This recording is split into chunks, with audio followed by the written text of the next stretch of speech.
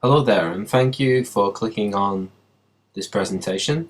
My name is Andy Boon, and today I'm going to talk about distance learner support and discovery in virtual interactional non-judgmental environments. In the first part of the presentation, I will outline the typical problems that may occur for distance learner students on a research program. I will introduce an online tool which is called Instant Messenger Cooperative Development, or IMCD if you like. This uses the MSN Messenger service or the Skype Messenger service and utilizes Julian Edges' 1992 discourse framework. It enables two people to work together in cyberspace to support each other's research. It helps them to make discoveries and to formulate possible plans that they would like to implement to move their research projects forward. At the end of this presentation, I will analyze one IMCD session which I undertook with a distance learner student who was studying a master's in teaching English to speakers of other languages. And during this session, the research student was enabled to discover a focus for his analysis of written discourse module assignment. Okay, moving on to look at the research process and the problems that students may have.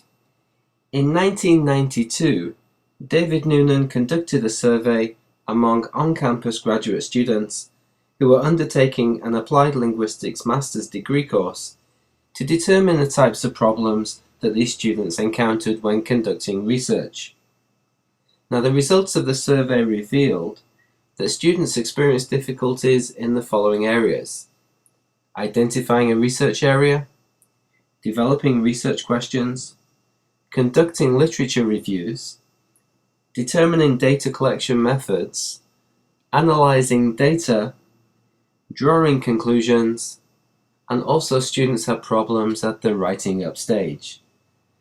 Now, attempting to emulate this study, I created a questionnaire for distance learner students at a British university who were undertaking a master's degree in teaching English to speakers of other languages, and I sent this out to the online discussion list because I wanted to find out what kinds of problems the students experienced on the course.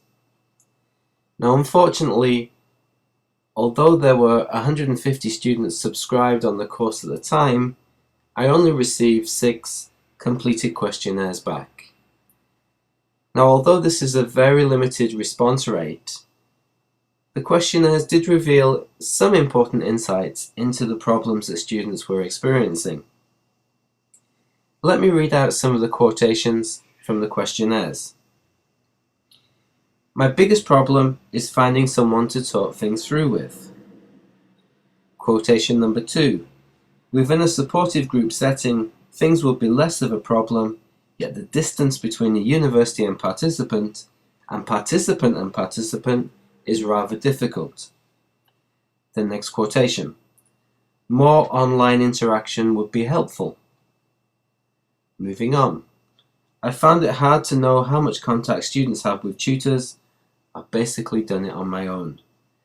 And finally, qualitative data analysis is the stage when I would most like to see tutors or other course participants face to face, either formally or over beers. So you can see here from the answers to the survey, most respondents commented on the need for more communication with either their tutors or their fellow peers, their fellow course participants. Of course, while doing research, through regular dialogue with somebody else, you can begin to give shape to your jumbled thoughts, and as you articulate it, you can begin to put your ideas together to see how they work. This is a very important part of the research process. However, the lack of opportunities for such interaction on a distance learning course can close off this valuable route for ideas development. So, it really is good to talk. Usually, in ordinary interaction, when I talk to my fellow peers about my research, I talk, they listen, they can give me advice, they can tell me that's not so good, or yeah, I really like that. That's ordinary interaction.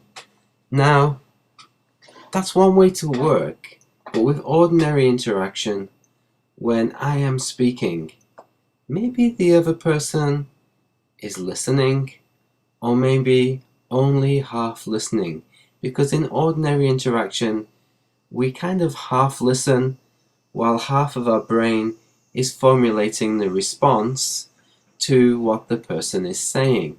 So we never truly focus on the incoming message. Now, in non-judgmental interaction, the speaker speaks and the person just listens. The listener just listens. The listener concentrates 100% on what the speaker is saying, and the listener must free him or herself from judging what that is. By freeing oneself from the need to judge or to evaluate or to formulate one's own response, we free ourselves up to really listen to what the speaker is saying.